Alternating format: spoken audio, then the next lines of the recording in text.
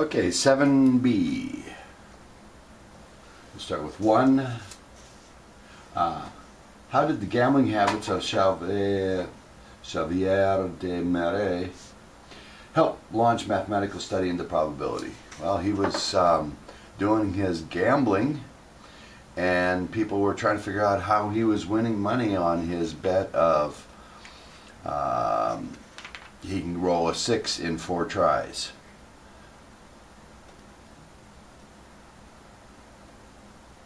And he was winning money, and they were trying to figure out how's that working. So that's what started this probability. 2. Give an example in which we would be interested in an and probability. What's the probability? Let's see.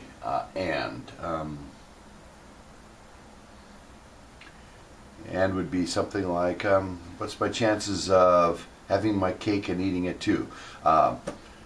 Winning the lottery and the Super Bowl, or something like that. You know, just anything where you want two things to happen. So you could come up with a lot of examples there. And then, how would we determine whether the events are independent or dependent? Well, does the probability that one of the events did happen, like Seahawks win the Super Bowl, does that affect, say, the Sounders winning the MSL? So in that case, one doesn't depend on the other. Other cases, they might. And so does the probability of that one is one affect the other one happening? Okay. 3. Give an example of why we'd be interested in either or probability. Kids are often like, do I get to go to the dance, or can I go to Disneyland, or something like that? That's an either or probability. And overlapping, or is it possible we can do both? Mom, Dad, and then the chances are, in those would be probably subjective probabilities. You just estimate them. That's how you'd calculate them for. What is the at least once rule? Well, the at least once is 1 minus not at all. So what's the probability of getting at least one head when we toss some number of coins? It would be 1 minus the probability of not getting a head at all, which is a lot easier to do. And that's what Chevalier would do. If getting at least 1 6 in 4 tries would be 1 minus not getting any 6s in 4 tries, and a 6 happens 1/6 of the time, and so not getting it would be 5/6. Then we do it 4 times and subtract it from 1, and that would be at least 1 6. Easier to count than doing 1 6 or 2 6s or 3 6s or 4 6s. Okay. Number 8 was the next one. 8, I'll do it over here.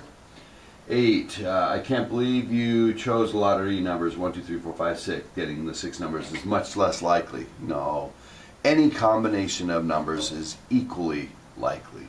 So, not true.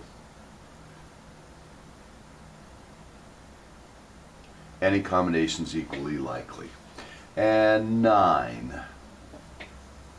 My chance of getting a 5 on a roll of a dice is 1/6, so my chances of getting at least 1 5 in a roll is on 3 dice is 3/6. That's what Chevalier was doing, and what we're going to do is say at least 1 5 would be 1 minus the chances of not getting a 5, which is 5, 6, 3 rolls. And we take that from 1, and we'd get the answer for that. 10. To find the probability of at least one of my 25 lottery tickets is a winner, I calculate the probability that none of my lottery tickets is a winner and subtract it from 1. That is how the at least one rule works. That is true. And then 12.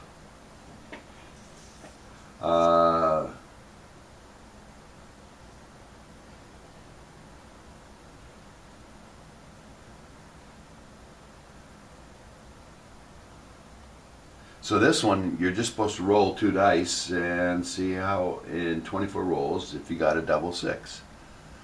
And if you do it a bunch of different times, you'll find that in 24 rolls you'll get it less than half the time.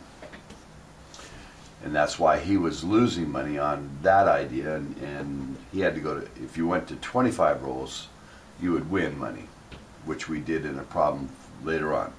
So number 14. 14 and probabilities. Discovering that you had at least your 3 best friends all have a birthday in April. That would be the first one having a birthday in April. That's 30 out of 365 days in a year. And all 3 of them would be that to the 3rd. Because and you do the probability of the first one times the probability of the next one times the probability of the next one if they're independent, and each birthday of your friend doesn't make a difference on whether the other one has a birthday in April. Next one's 19. Selecting all women from a 7-person jury from a pool of 15 men and 15 women. Well, then the chances of the first one being a woman would be 15 out of the 30 people. Then, since these are not independent, because now the probability changes, now there's only 29 people left to choose from and only 14 women. And then the next time there'd be 13 women to choose from out of the 28 if you chose a woman again, and then 12 out of 27, and then we got the 4, 11 out of 26, 10 out of 25, 1, 2, 3, 4, 5, 6, and one more, 9 out of 24. And we'd multiply that, and that would be the probability of getting a 7-women jury when there's 15 men and 15 women to be chosen from. Okay, 20. 20 says, randomly selecting a 3-person committee consisting entirely of Americans from a pool of 12 British and 18 Americans. So similarly, we do 18 out of 12 and 18 is 30.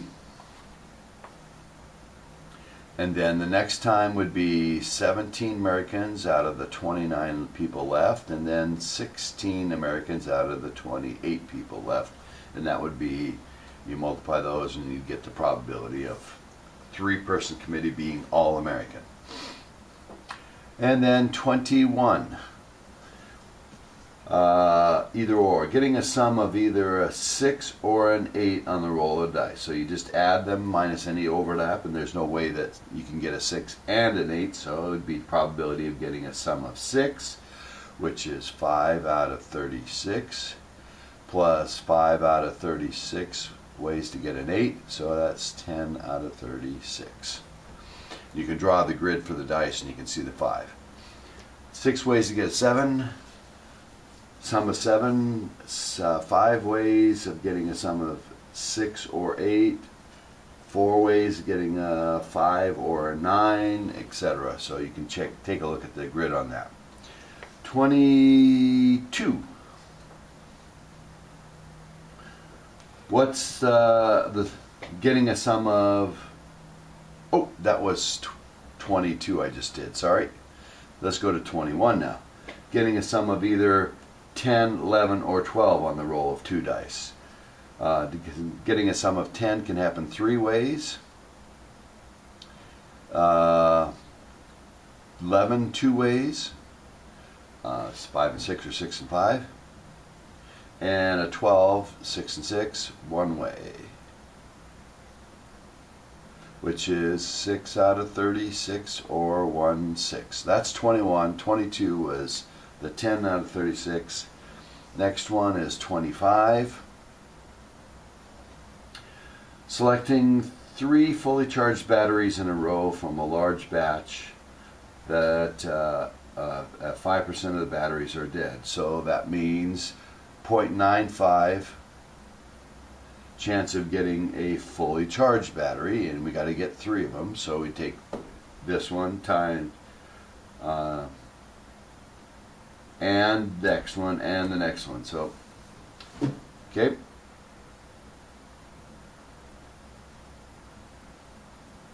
Yeah, so now we have to get 3 fully charged, so we have to get a fully charged and a fully charged and a fully charged. And this is in the OR probabilities, but that's incorrectly so. Alright, and then I'll start another video for the next set.